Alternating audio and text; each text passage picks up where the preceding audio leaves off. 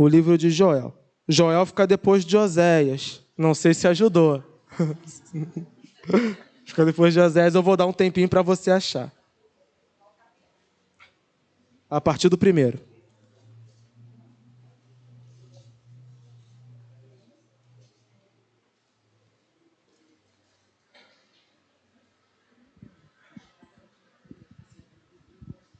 Joel 1. Nesse primeiro momento, nós vamos ler somente até o versículo 12. Tá bom? Vou fazer a leitura, acompanhe comigo. A palavra do Senhor que veio a Joel, filho de Petuel. Ouçam isso, anciãos. Escutem, todos os habitantes do país. Já aconteceu algo assim nos seus dias? Ou nos dias dos seus antepassados? Contem aos seus filhos o que aconteceu, e eles aos seus netos, e os seus netos à geração seguinte. O que o gafanhoto cortador deixou, o gafanhoto peregrino comeu. O que o gafanhoto peregrino deixou, o gafanhoto devastador comeu. O que o gafanhoto devastador deixou, o gafanhoto devorador comeu. Acordem, bêbados, e chorem. Lamentem-se todos vocês, bebedores de vinho. Gritem por causa do vinho novo, pois ele foi tirado dos seus lábios.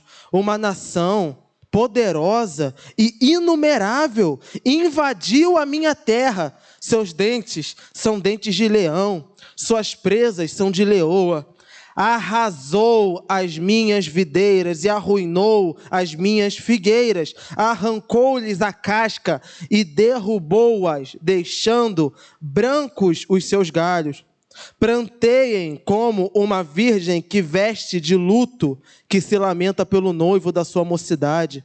As ofertas de cereal e as ofertas derramadas foram eliminadas do templo do Senhor. Os sacerdotes que ministram diante do Senhor estão de luto. Os campos estão arruinados. A terra está seca. O trigo está destruído. O vinho novo acabou. O azeite está em falta. Desesperem-se, agricultores. Chorem, produtores de vinho. Fiquem aflitos pelo trigo e pela cevada, porque a colheita foi destruída. A vinha está seca, a figueira murchou, a romanceira, a palmeira, a macieira e todas as árvores do campo secaram.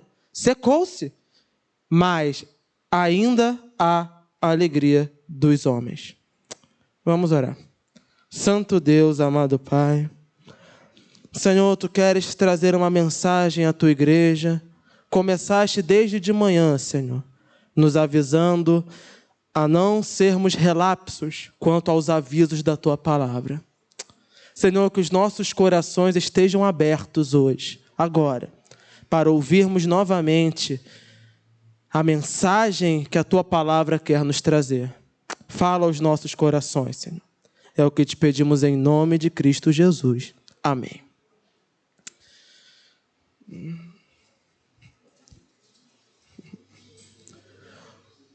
Bom, já podemos ver que o livro não começa muito alegre, né?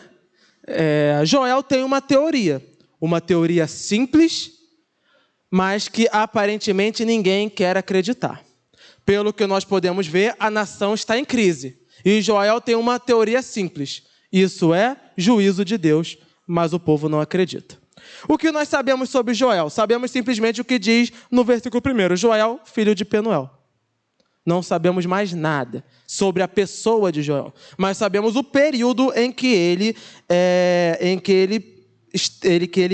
profetizou. Ele profetizou no reinado de Joás, no retorno do povo de Judá do cativeiro babilônico. Ou seja, é muito comum nós vemos os profetas pregarem que a desgraça vai vir. Mas ele, ao contrário, ele veio depois da desgraça. O povo já estava de volta em Judá.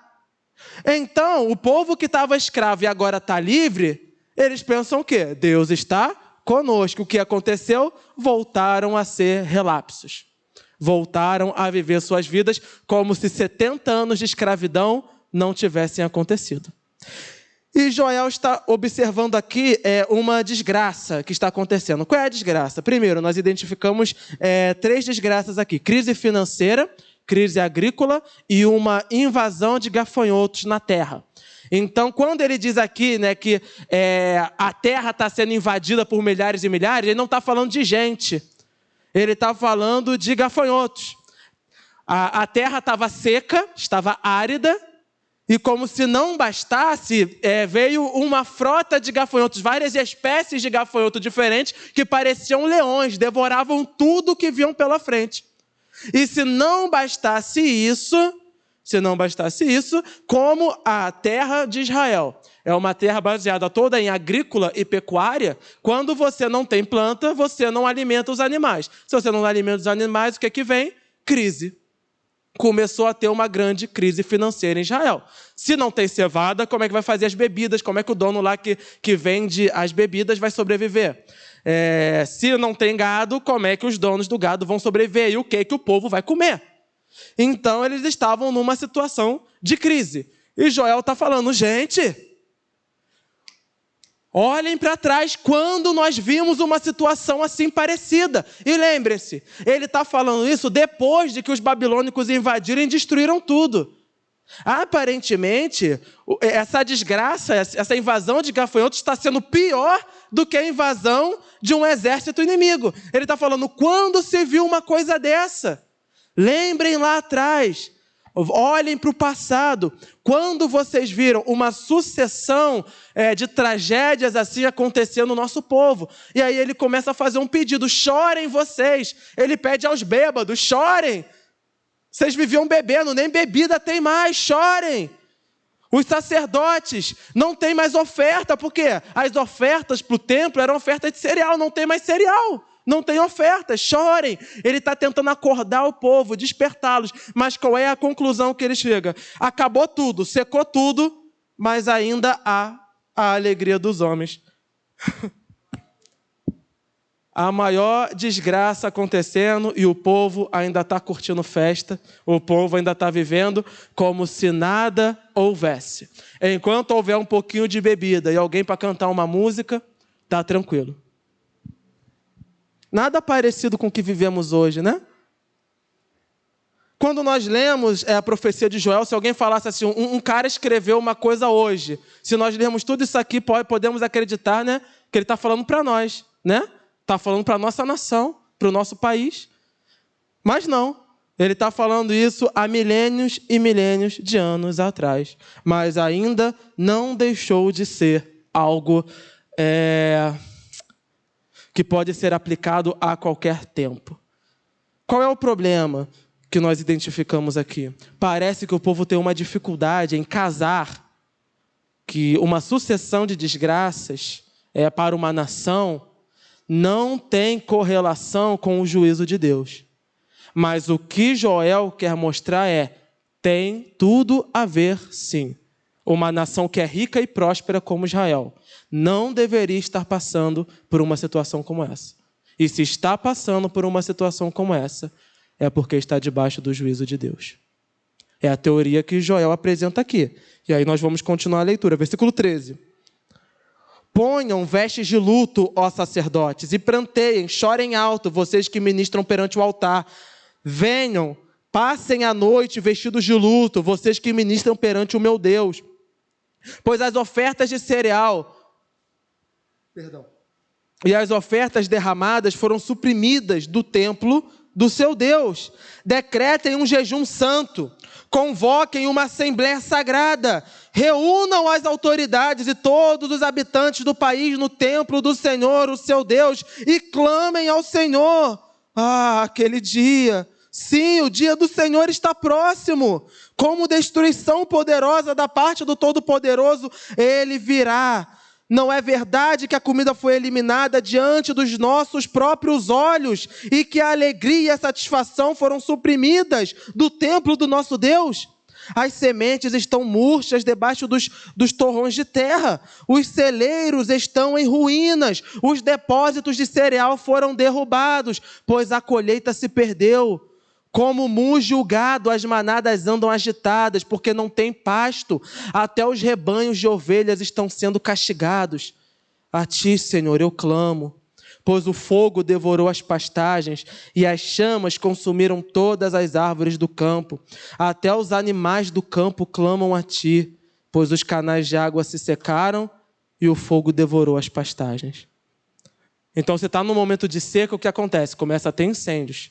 Então está tendo uma enxurrada de incêndios. E tem gafanhoto vindo para comer o que sobrou do incêndio. E o gado está morrendo. E está acabando os estoques de cereal. O povo está passando fome. A desgraça está chegando. E as autoridades e os sacerdotes ainda não se moveram para fazer nada. Então é nessa outra parte aqui do capítulo, e nós vamos ver que os 3 capítulos de Joel ele faz isso. Ele apresenta o problema e chama o povo ao arrependimento. Apresenta o problema, chama o povo ao arrependimento. E aqui ele faz um clamor específico às autoridades espirituais e às autoridades humanas, governamentais. Ele está falando, gente, vocês não estão vendo o que está acontecendo. A comida sumiu diante dos nossos olhos. O povo está passando fome. A nação está em desgraça. Reúnam-se. Vamos ao templo do Senhor clamar a Deus. Mas não fizeram nada. Nada. Novamente nós vemos, queridos, que há uma cegueira no ser humano em que ele é capaz de atribuir os problemas da sua vida e as adversidades da sua nação, ele atribui a qualquer coisa, menos a falta de Deus. Mas muitas das vezes o que nós vemos e o que nós estamos vendo nesse texto é que todas essas sucessões de desgraças ocorrem porque a nação como um todo afastou-se dos caminhos do Senhor. Os sacerdotes continuam nos templos, mas eles não pregam a santificação, eles não pregam o arrependimento dos pecados. Os líderes dizem-se servos de Deus, mas eles não clamam a Deus e nem buscam o conselho do Senhor para solucionar as crises. A nação é a nação do Senhor, mas a nação do Senhor está se embebedando e ninguém está preocupado com os milhões e milhões que estão passando fome. Essa cegueira espiritual, denunciada aqui por Joel, é uma cegueira que nós podemos ver que se repete em toda a história da humanidade. E poucos são os reinos que sobrevivem a ela. Poucos são os reis e poucas são as autoridades que abrem os seus olhos para ver que o que o seu reino está passando é uma ausência clara de Deus. Não há comida. Mas nós temos na terra de Israel muitos milionários que poderiam estar ali, vamos a outras terras, vamos estocar comida, como fez José quando estava à frente do Egito. Vamos estocar, vamos criar um plano aqui para racionar, vamos dar um jeito. Está todo mundo embebedado. Está todo mundo levando na brincadeira. E aí Joel, nesse seu ato de desespero, e nós vemos aqui que ele está tão desesperado, vejam, no versículo 15, aquele dia, sim, o dia do Senhor está próximo. Ele vê toda essa desgraça, ele está achando que é o fim do mundo. Ele está achando que o mundo vai acabar agora. Porque a situação está tão feia, mas tão feia, que ele está falando, é o juízo de Deus mesmo. Deus chegou e não vai sobrar mais ninguém. E aí ele faz um clamor no versículo 19, a ti, Senhor, eu clamo. A ti, Senhor, eu clamo. O servo de Deus muitas das vezes se encontra assim, chorando e clamando por uma nação que não dá a mínima para Deus e está cega diante dos problemas que ela mesma traz. Nosso Senhor Jesus Cristo não chorou quando viu Jerusalém. Jeremias não chorou. Os profetas não choravam quando pregavam e pregavam e pregavam e o povo não mudava o seu comportamento. Joel está nessa mesma situação, ele está desesperado aqui. Até os animais do campo clamam a ti. Ele vê o desespero dos animais e ele identifica, parece que os animais estão clamando, meu Deus, tem misericórdia de mim. A natureza clama a Deus, mas os homens não. A natureza busca a Deus, mas os servos de Deus não. Ninguém Ninguém chama os seus familiares, ninguém chama alguém próximo. Vamos orar ao Senhor, pois Ele é a nossa esperança. Vamos orar a Deus para que Deus tenha misericórdia de nós. Vamos nos arrepender dos nossos pecados. Não. Nós somos o povo de Deus. Nós fomos libertos do cativeiro. Nós não devemos nada ao Senhor. Está tudo bem, está tudo em paz. Miqueias vai dizer, se vier um ladrão marginal e pregar que vai ter bebida e prosperidade, ele vai virar o profeta desse povo. Miqueias 2. E é isso que acontece. O povo não quer ouvir um cara dizendo, fogo, juízo de Deus. Não, eles querem ouvir aquele que vai se levantar e falar, a prosperidade chegou. O ano é esse, o ano da vitória, o ano da bênção. Mas os nossos olhos estão vendo, o juízo de Deus está vindo. E está ceifando tudo. Tudo. E uma das formas de Deus julgar um povo é entregar o povo nas mãos dos marginais. Deus julga os seus povos fazendo isso. O que Deus fazia lá em Juízes quando o povo se desviava? Entregava eles nas mãos dos amalequitas. Entregava eles nas mãos dos amorreus, dos filisteus. Entregava eles nas mãos dos babilônicos. Seja esse terrível opressor, um estrangeiro ou alguém de dentro, porque Deus já levantou muitos reis que se levantaram só para desgraça, que era para ver se o povo aprendia, mas o povo não aprende. Estamos sendo governados por corruptos.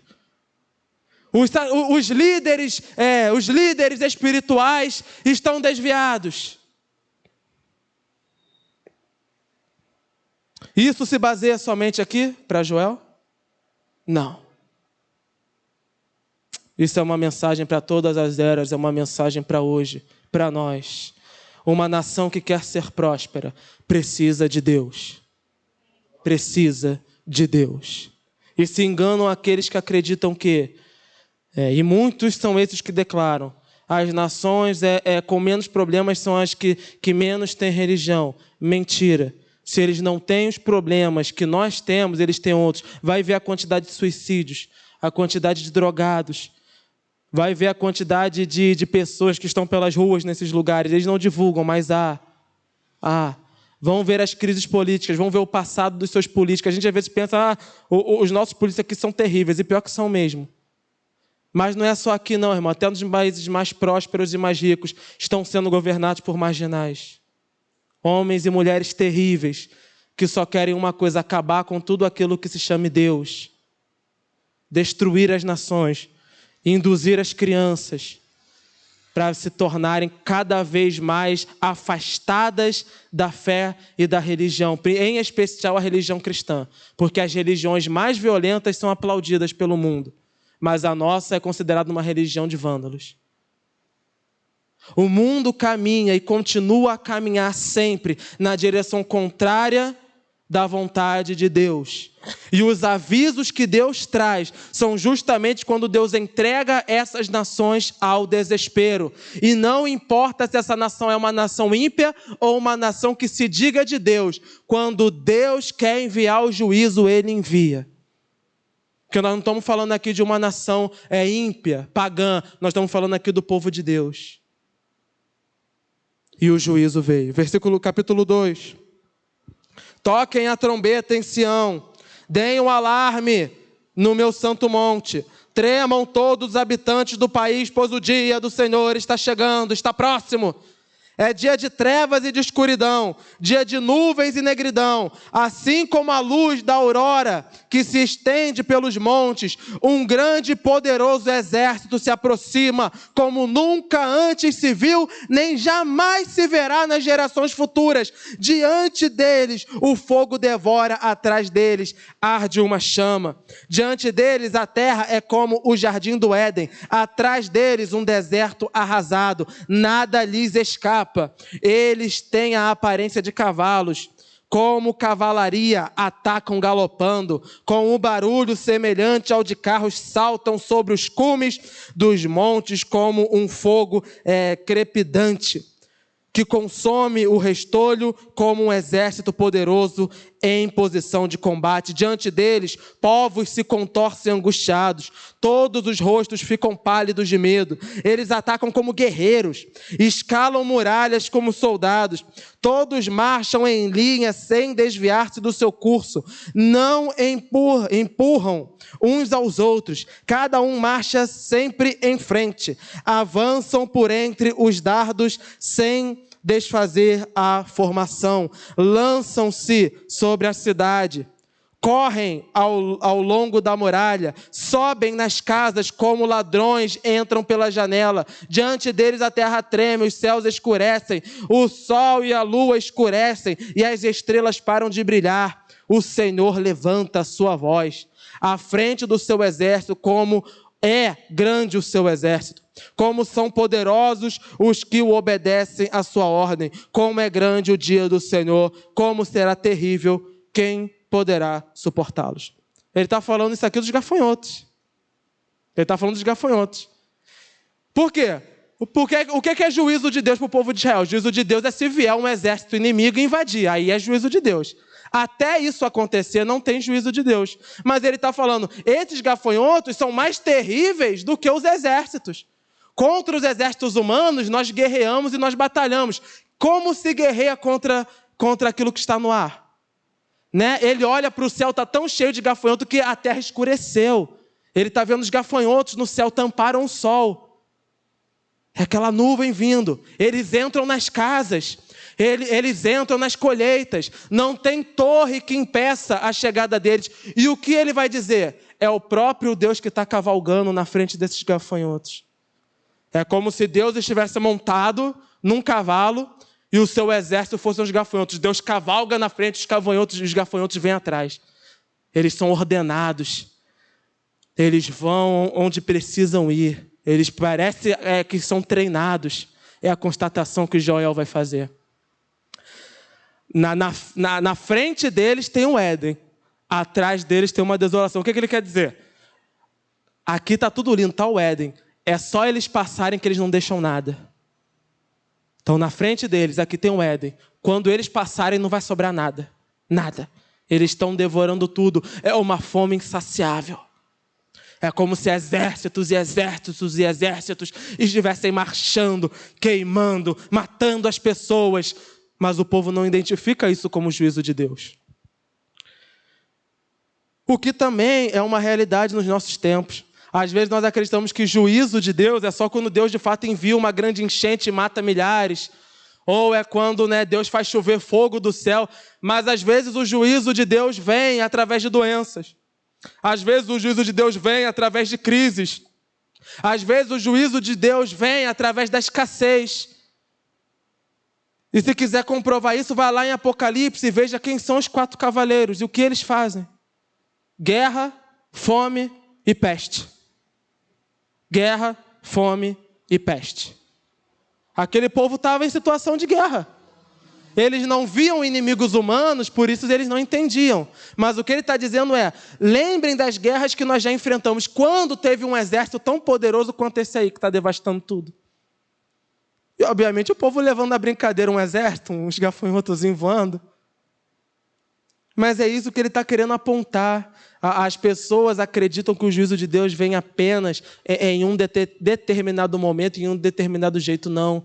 Muitas das vezes o juízo de Deus é simplesmente ele nos entregar as coisas desse mundo, aos problemas desse mundo, às dificuldades desse mundo. Deus simplesmente larga de mão e deixa o curso correr como tem que correr. E um mundo na mão de pecadores vai correr para onde, se não para o inferno?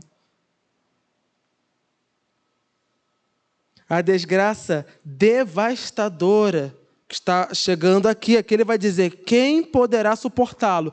Ele está vendo que não tem mais jeito não. Ele fala, ninguém vai sobreviver, gente. Vai morrer todo mundo aqui. E vocês estão levando as coisas na brincadeira.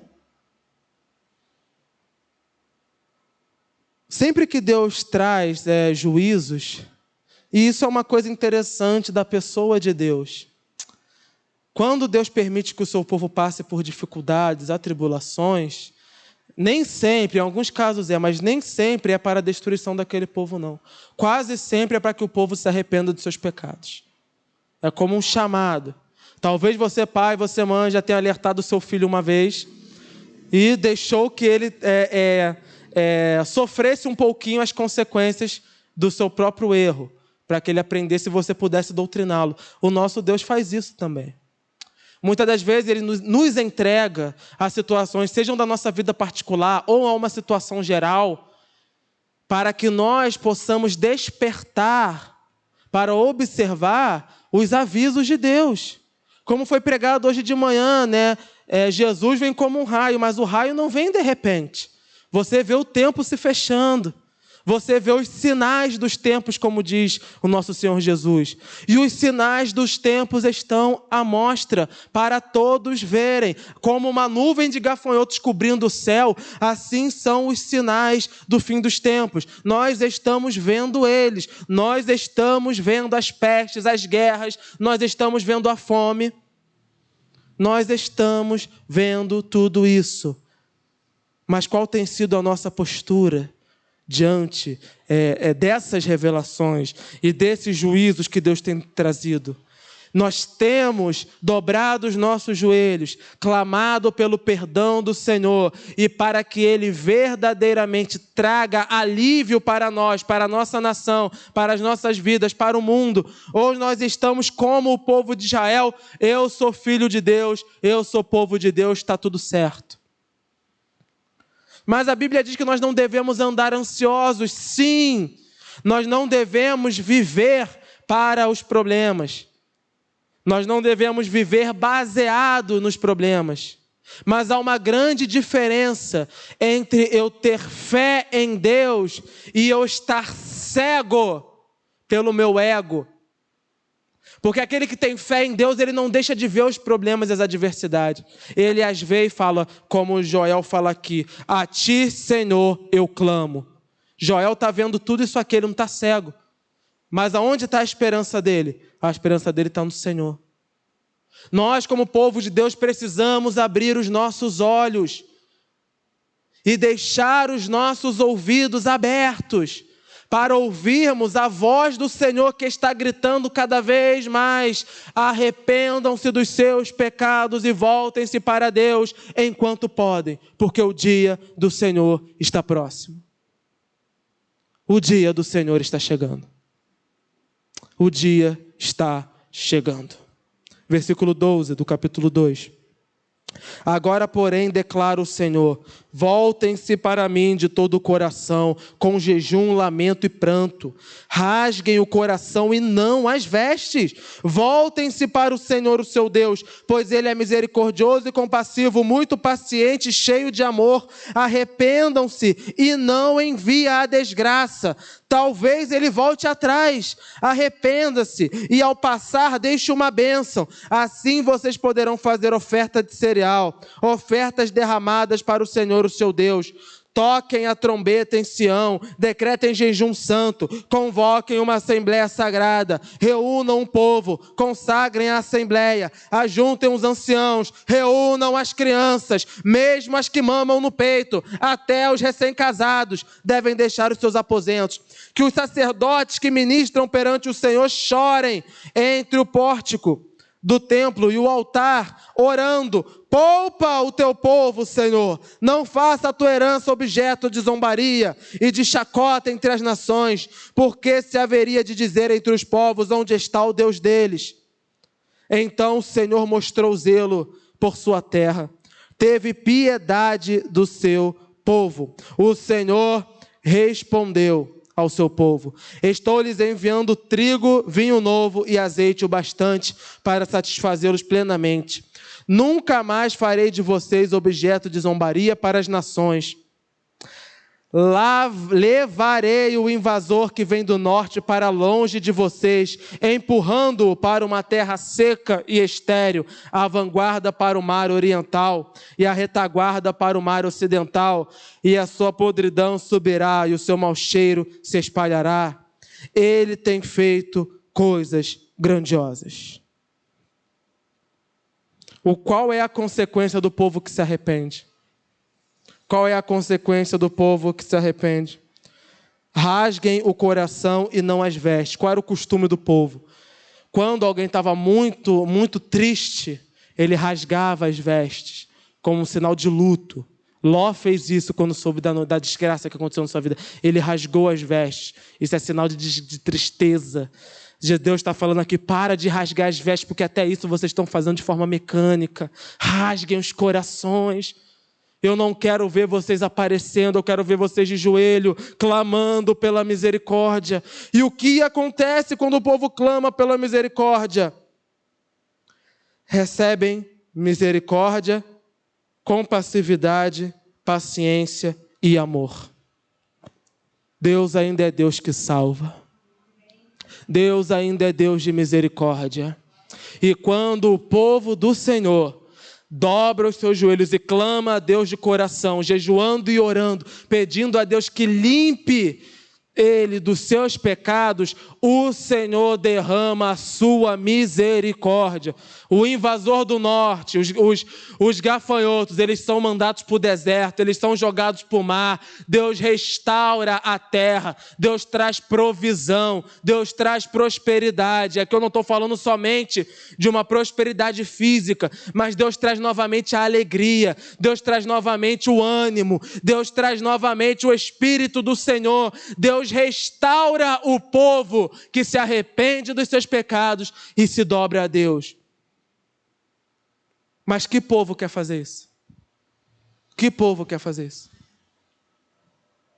Quem tem feito isso? Poupa o teu povo, Senhor, não faça da tua herança objeto de zombaria. Quem tem clamado ao Senhor assim? Versículo 20, levarei o invasor que vem do norte para longe de vocês, empurrando para a terra seca e estéril, a vanguarda para o mar oriental e a vanguarda para o mar ocidental, e a sua podridão subirá e o seu mau cheiro se espalhará. Ele tem feito coisas grandiosas. Irmãos, a resposta para as adversidades da nossa vida, todas elas estão em um único ser, Deus Todo-Poderoso.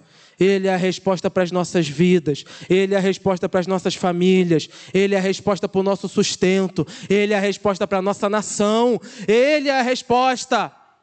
Não estão faltando projetos, não estão faltando planos para nós mesmos ou para os povos. O que está faltando no mundo é Deus. Está faltando Deus. E sem Deus os homens entram em guerra. Sem Deus os homens se entregam às suas paixões. Sem Deus a imoralidade, sem Deus a egoísmo, onde cada vez uns têm mais e outros têm menos. Sem Deus não há misericórdia, sem Deus não há paz. Paz somente quando Deus verdadeiramente reinar sobre aquele povo. Aí sim o povo terá paz. Somente Deus é a resposta. O povo do Senhor sempre coloca a sua esperança em tudo, menos em Deus. Deus é sempre o último a entrar na história. Primeiro eu tento resolver a minha situação com todo mundo. Se ninguém resolver aí, vamos ver se Deus quebra essa. Sendo que talvez eu só entrei nessa justamente porque Deus não estava comigo desde o início. Versículo 21. Não tenham medo, ó terra. Regozijem-se e alegrem-se. O Senhor tem feito coisas grandiosas. Não tenham medo, animais do campo, pois as pastagens estão ficando verdes. As árvores estão dando os seus frutos. A figueira e a videira estão carregadas. Ó povo de Sião, alegre-se e regozije-se no Senhor seu Deus, pois Ele lhe dá as chuvas de outono conforme a sua justiça. Ele envia muitas chuvas, as de outono e as de primavera, como fazia antes. As eiras ficarão cheias de trigo, os tonéis transbordarão de vinho novo e de azeite. Vou compensá-los pelos anos de colheita que os gafanhotos destruíram. O gafanhoto peregrino, o gafanhoto devastador, o gafanhoto devorador, o gafanhoto cortador, o grande exército que enviei contra vocês. Vocês comerão até ficarem satisfeitos e louvarão o Senhor, o seu Deus, que fez maravilhas em favor de vocês. Nunca mais o meu povo será humilhado. Então vocês saberão que eu estou no meio de Israel. Eu sou o Senhor, o seu Deus, e não há nenhum outro. nunca mais o meu povo será humilhado. Isso aqui é a resposta de Deus. É a consequência do arrependimento. A seca acaba.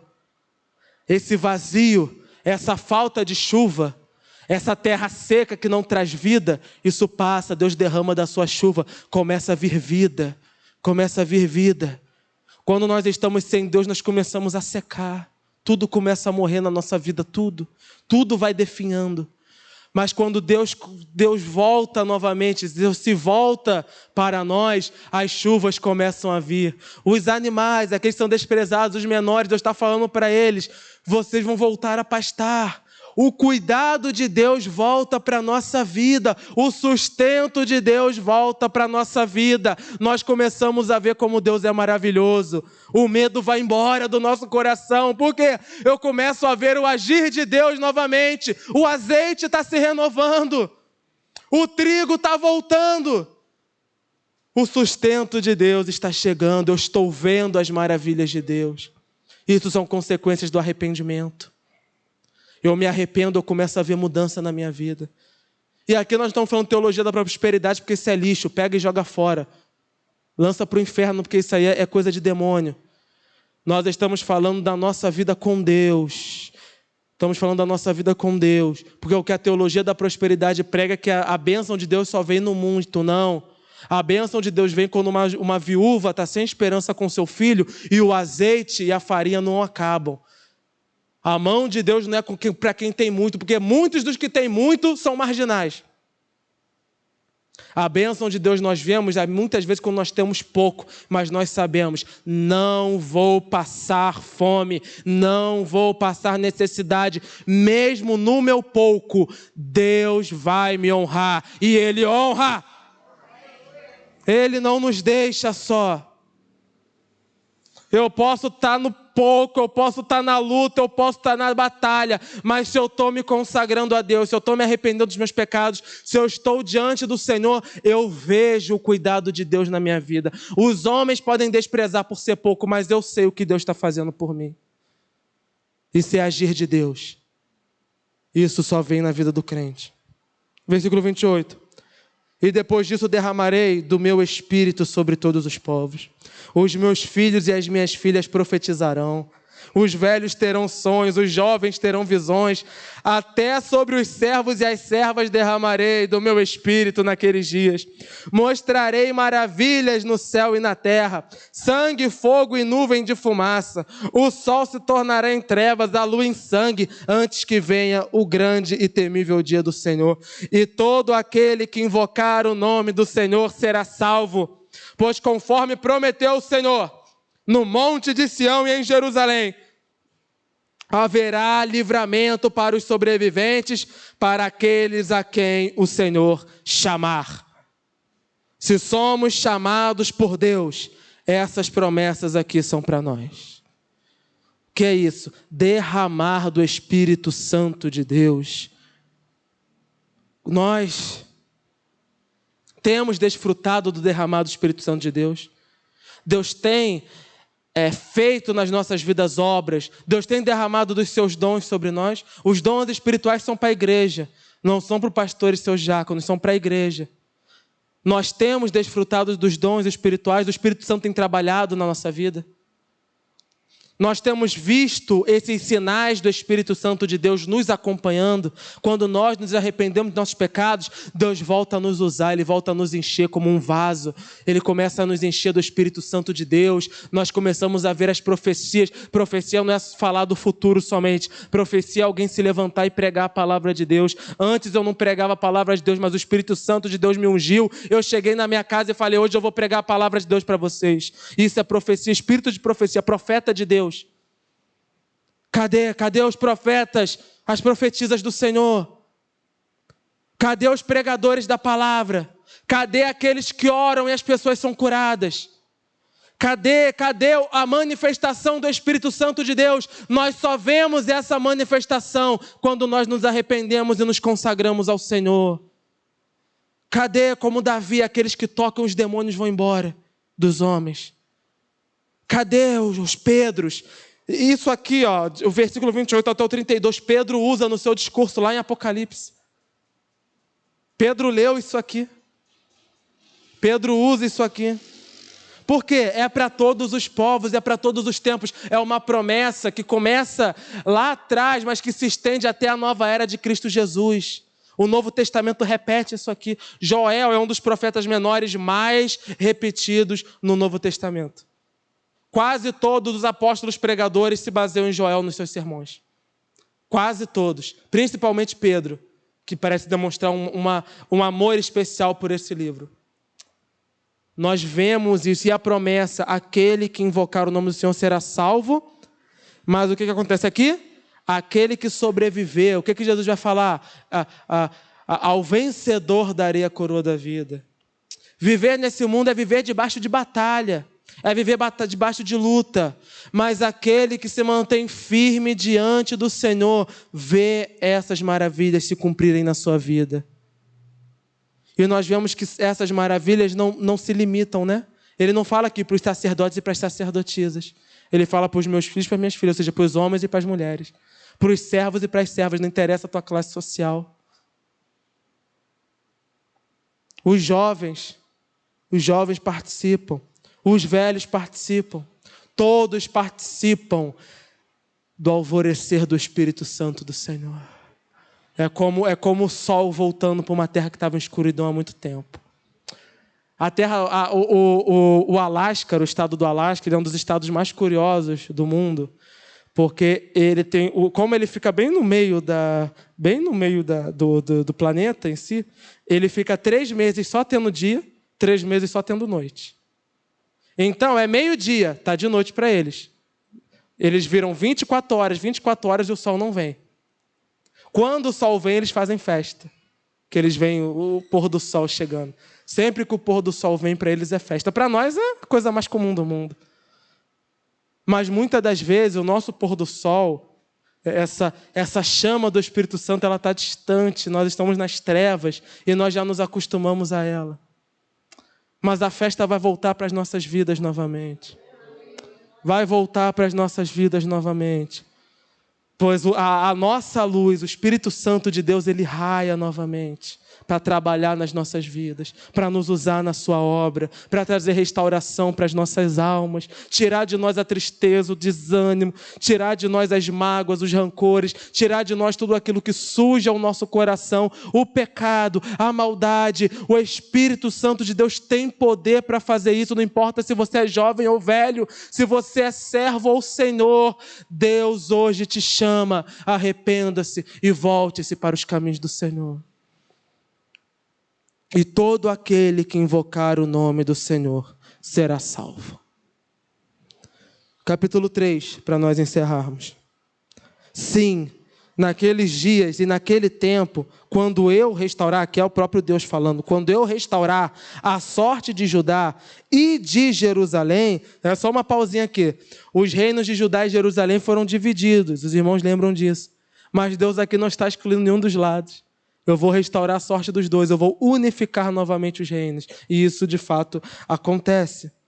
Reunirei todos os povos e os farei descer ao vale de Josafá. Só uma pausinha aqui também.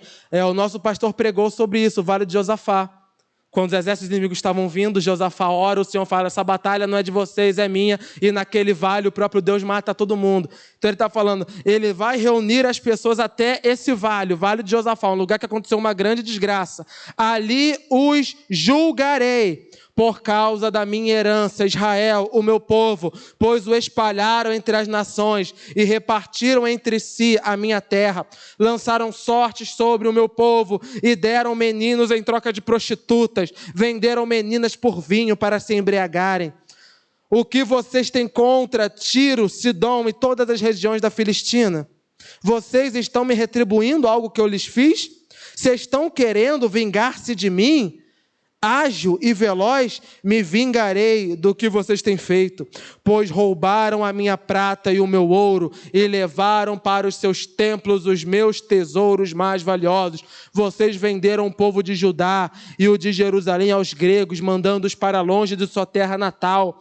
Vou tirá-los dos lugares para onde os venderam, e sobre vocês farei recair o que fizeram. Venderei os filhos e as filhas de vocês ao povo de Judá, e eles venderão adiante da nação dos salbeus.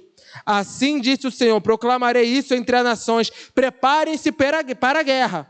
Despertem os guerreiros, todos os homens de guerra, aproximem-se e ataquem. Forjem os arados, fazendo deles espadas, e de suas foices façam lanças. Digam ao fraco: sou um guerreiro, ou em algumas versões, sou forte. Versículo 11, venham depressa vocês, nações vizinhas, e reúnam-se ali. Faze descer os seus guerreiros ao Senhor. Despertem nações, avancem para o vale de Josafá, pois ali me assentarei para julgar todas as nações vizinhas. Lancem a foice, pois a colheita está madura.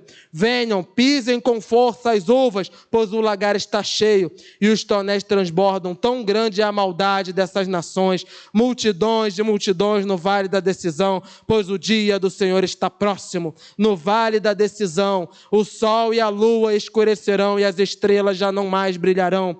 O Senhor rugirá de Sião e de Jerusalém levantará a sua voz. A terra e o céu tremerão, mas o Senhor será um refúgio para o seu povo, uma fortaleza para Israel. Quando o povo de Deus se volta ao Senhor, Deus faz justiça às suas causas. Aqueles que humilharam o seu povo, aqueles que venderam, escravizaram o seu povo, todos eles vão marchar para o Vale de Josafá. Aonde é o Vale de Josafá? Vale de Josafá é o lugar onde os inimigos de Deus foram mortos diante da presença do Senhor. Deus está dizendo: eu julgarei todos aqueles que perseguiram vocês, se vocês se arrependerem dos seus pecados. A justiça de Deus passa a vir sobre a nossa vida. Nós podemos novamente clamar ao Senhor: Senhor, faz justiça às nossas causas. Porque quando nós estamos em pecado, nós não podemos clamar por justiça. Porque se Deus for fazer justiça, somos nós os primeiros que Ele vai levar. Mas quando nós nos arrependemos dos nossos pecados, nós podemos clamar: Senhor, faz justiça à minha causa. Olha o que eles estão fazendo, Senhor. Olha a injustiça que eles estão fazendo. Faz justiça, ó Deus, às minhas causas. E aqui há uma verdade única. O único que pode nos dar justiça real e verdadeira é o nosso Deus, mais ninguém. Nesse mundo que nós podemos ter, às vezes, segundo o desejo dos poderosos, é um pouquinho de justiça, mas justiça real só Deus pode trazer. Só Deus pode trazer. E essa justiça só vem para aquele que se arrepende. Amados, quem são os inimigos de Deus? Os inimigos de Deus são todos aqueles que se voltam contra a sua palavra e se voltam contra o seu povo. Os inimigos de Deus são todos aqueles que se levantam contra a palavra de Deus. Deus está dizendo aqui: o que eu fiz contra vocês? Como assim? O que aquele povo fez contra Deus para Deus responder assim? Contra Deus nada, mas aquelas nações atacaram o povo de Israel. Quando o servo de Deus se arrepende dos seus pecados, os ataques que vêm sobre nós não são mais para nós, eles vão para Deus. Deus toma as nossas batalhas, Ele compra a nossa briga. Sabe o que é Deus comprar a tua briga? Sabe o que é alguém te humilhar ou alguém te perseguir pela tua fé e Deus falar: é comigo que Ele está, é a mim que Ele está atingindo, essa guerra é minha, essa batalha é minha. Vai ser como no vale de Josafá, não vai sobrar um. Isso é o que Deus está trazendo para o seu povo. Despertem, nações. Despertem. Versículo 17. Então vocês saberão que eu sou o Senhor, o seu Deus, que habito em Sião, o meu santo monte. Jerusalém será santa, e estrangeiros jamais a conquistarão. Naquele dia os montes gotejarão vinho novo, das colinas manará leite, todos os ribeiros de Judá terão água corrente. Uma fonte fluirá do templo do Senhor e regará o vale das acácias. Mas o Egito ficará desolado, e Edom será um deserto arrasado, por causa da violência feita ao povo de Judá. Em Judá, a terra em cuja terra derramaram sangue inocente. Judá será habitada para sempre e Jerusalém por todas as gerações. Sua culpa de sangue ainda não perdoada, eu perdoarei. O Senhor habita em Sião. Quando o povo de Deus se arrepende dos seus pecados, Deus passa a habitar nas suas vidas. O Senhor habita em Sião. O Senhor habita no Brasil. O Senhor habita no Rio de Janeiro. O Senhor habita na minha casa. O Senhor habita na minha vida. O Senhor habita na minha família. Por quê? Porque nós ouvimos o chamado de Deus e nos arrependemos dos nossos pecados. E a culpa de sangue, e todos os erros que eu cometi, e todas as vezes que eu rejeitei o chamado de Deus, e todos os pecados e pecados que eu já fiz, diz o Senhor, eu os perdoarei. As misericórdias de Deus se renovam a cada manhã. Deus ainda nos perdoa dos nossos pecados. A mão do Senhor continua aberta para nos resgatar e salvar. Aleluia. Aleluia por isso. Deus ainda não nos abandonou, irmãos. Deus ainda não nos abandonou. Deus ainda não abandonou o nosso povo. Deus ainda não abandonou a nossa nação. Deus ainda não abandonou a nossa casa. Deus ainda não abandonou a nossa família. E como sabemos disso? Porque estamos ainda ouvindo a palavra de Deus. E se o Espírito Santo ainda está falando, é porque Deus continua a nos chamar para o arrependimento. Vamos evangelizar mais. Vamos pregar mais o Evangelho. Vamos clamar pelos dons espirituais para que eles se manifestem na nossa vida. Vamos pregar a palavra de Deus aos nossos familiares. Mas eu já prego há tantos anos. Continue em perseverança. Continue pregando. Continue clamando. Continue buscando. Pois o Senhor ainda perdoa os nossos pecados. E esse é o foco da nossa vida e deveria ser o foco dessa nação. Nós precisamos de Jesus nessa terra desolada. Nós precisamos de Jesus na nossa casa. Nós precisamos de Jesus na nossa vida. Hoje é a noite de clamar, irmãos. Hoje é a noite de todos juntos clamarmos a Deus. Pedirmos em oração que os governantes da nossa nação se dobrem e reconheçam o Senhor como seu Salvador.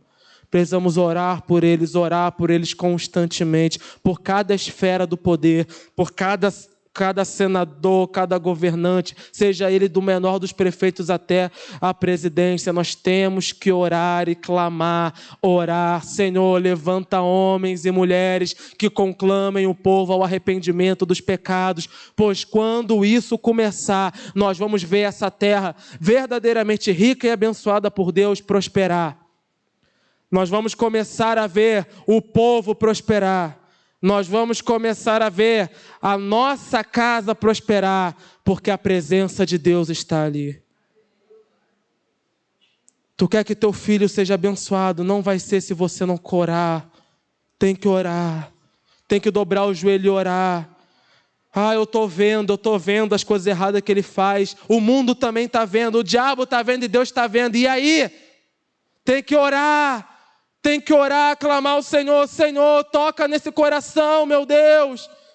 Meu Deus, a minha casa parece que ninguém está vendo. A crise está dentro da minha casa e parece que ninguém está vendo. Senhor, abre os olhos, abre os corações, ó Deus. Tem misericórdia de nós. Temos que clamar ao Senhor com todas as nossas forças, enquanto ainda temos tempo. Se estiver pegando fogo a tua casa, tu vai ficar esperando? Ou tu não vai gritar pela janela socorro para ver se alguém aparece? Amados irmãos, está tudo pegando fogo. O juízo de Deus está chegando. O fogo já entrou dentro das nossas casas. Jovens se desviando. As crises piores estão entrando. E nós estamos cegos e calados diante disso. Levanta a tua voz em oração e dobra o teu joelho no chão. Deus é esperança para a tua casa. Deus é esperança para a tua vida. Vamos nos voltar a Deus com jejuns e orações de arrependimento. Buscai o Senhor enquanto se pode achar. Invocai-o enquanto está perto. Vamos orar. Deus Todo-Poderoso, escrita há milênios atrás, a tua palavra continua atual. Senhor, se nos dissessem que esses textos foram escritos hoje, poderíamos acreditar, ó Deus. Porque o ser humano continua cometendo os mesmos erros e os mesmos pecados. As nações continuam se desviando da tua presença, Senhor. Os teus servos continuam cegos, calados e surdos aos teus sinais, ó Deus. Parece que nada mudou, Senhor, nada mudou. Levanta, Senhor, levanta o teu povo, ó Deus. Levanta a tua igreja, Senhor. A igreja que se chama pelo teu nome, não as placas, ó Deus, mas a igreja que se chama pelo teu nome, Senhor. Levanta o teu povo para orar e jejuar. Levanta o teu povo para buscar a tua presença, meu Deus. Senhor, que nós não olhemos para os sinais que tu tem nos apresentado apenas como coisas comuns. Nunca vimos, Senhor, nunca vimos na nossa vida coisas como as que nós estamos vendo hoje, Senhor. Nunca vimos. Abra os nossos olhos, ó Deus. Abre os nossos olhos, Senhor. Nos acorda de madrugada para orar. Nos acorda mais cedo para buscar a tua presença. Nos deixa acordados até mais tarde para orar pela nossa família, pela nossa casa. O dia do Senhor está próximo. Ele tem se apresentado. Os gafanhotos estão marchando, as pestes estão marchando, as crises estão marchando, os rumores de guerra estão marchando. O dia do Senhor está chegando. O dia do Senhor está chegando. Levanta a igreja do Senhor. Levanta a igreja do Senhor para pregar a palavra de Deus. Levanta a igreja do Senhor para clamar pela sua nação, pelo seu país. Levanta a igreja do Senhor para clamar pela sua família, pela sua casa, pelo seu trabalho, pelos seus amigos. Levanta a igreja do Senhor. Espírito Santo de Deus, usa-nos, ó Deus, usa os nossos jovens, os nossos idosos, os servos, os senhores, usa-nos, ó Deus. Derrama, Pai, dos dons espirituais sobre nós. Usa-nos, ó Pai, de acordo com a tua vontade, Senhor. Desperta dons e talentos, ó Pai. Usa-nos, ó Deus. Não, Pai, para rasgar as vestes diante dos homens, mas rasgar o coração no íntimo da tua presença, Senhor. Desperta, Deus, a tua igreja. Desperta, Senhor, o teu povo. Senhor, Senhor, Senhor. Muitas das vezes, ó Pai, estamos como Joel, clamando, ó Deus, dentro da nossa casa, que já está uma terra devastada, e parece que ninguém está vendo. Ninguém está vendo, Deus. Deus, tem misericórdia de nós, Senhor. Abre os olhos, Senhor. Abre os olhos, ó Deus. Abre os olhos, Senhor, pois nós sabemos que bênção verdadeira só vem de Ti, Senhor. Paz, alegria, felicidade verdadeira só vem de Ti, ó Deus. Afasta, Deus, a morte dessa nação, Senhor. Afasta as maldições dessa nação, Senhor. Derruba, ó Deus Todo-Poderoso, os mau caráteres, ó Deus.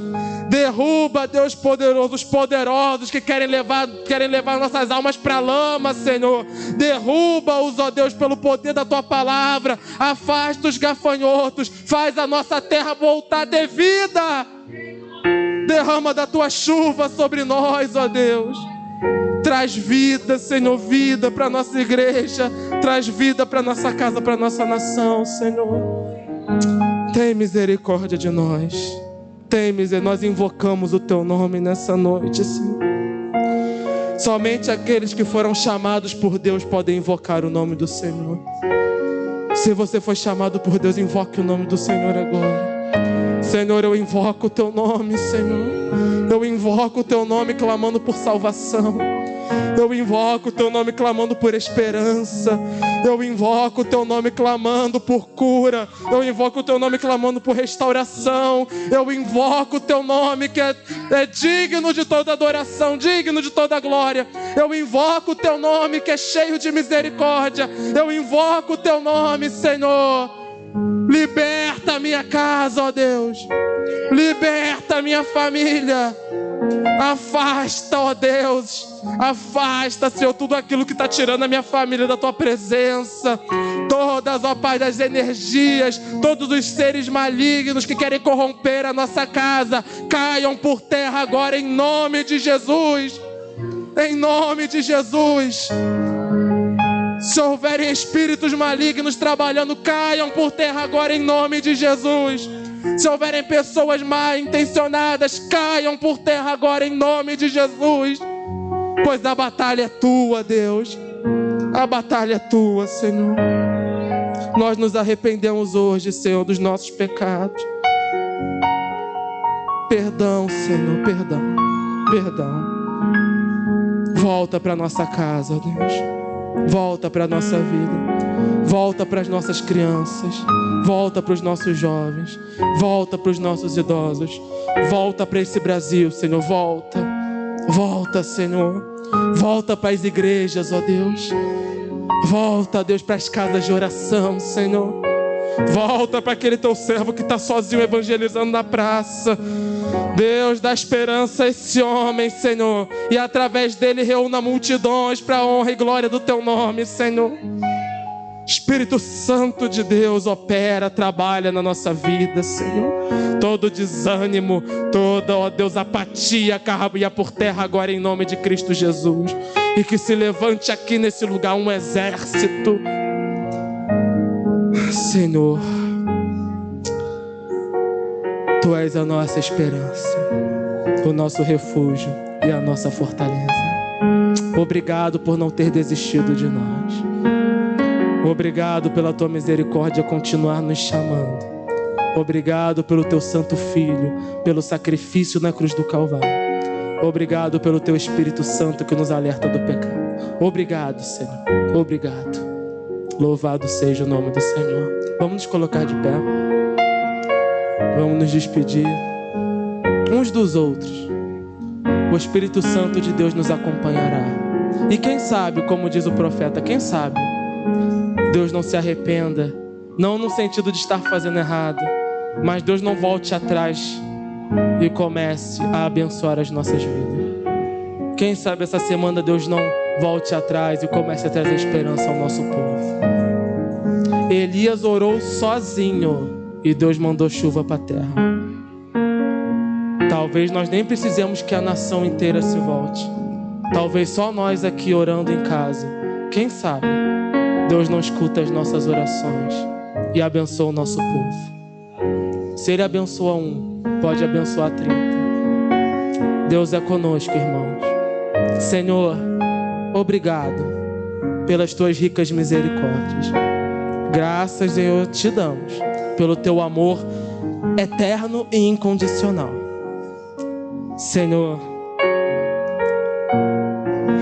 a Tua alegria já começa a inundar as nossas vidas, Senhor. Que paz maravilhosa desfrutamos, Senhor, quando o Teu Espírito Santo começa a encher-nos novamente. Que paz maravilhosa. A Tua palavra, ó Deus, embora sabemos que nos chame a despertar, não nos chama para que vivamos com medo, mas nos chama para que verdadeiramente expulsemos, joguemos o medo para fora e comecemos a confiar em Ti. Ser o nosso escudo nessa semana, ó Deus. Guarda-nos e em nome de Cristo Jesus, que tenhamos muitos testemunhos para contar, para a honra e glória do Teu nome. Em nome no nome santo de Cristo Jesus. Amém.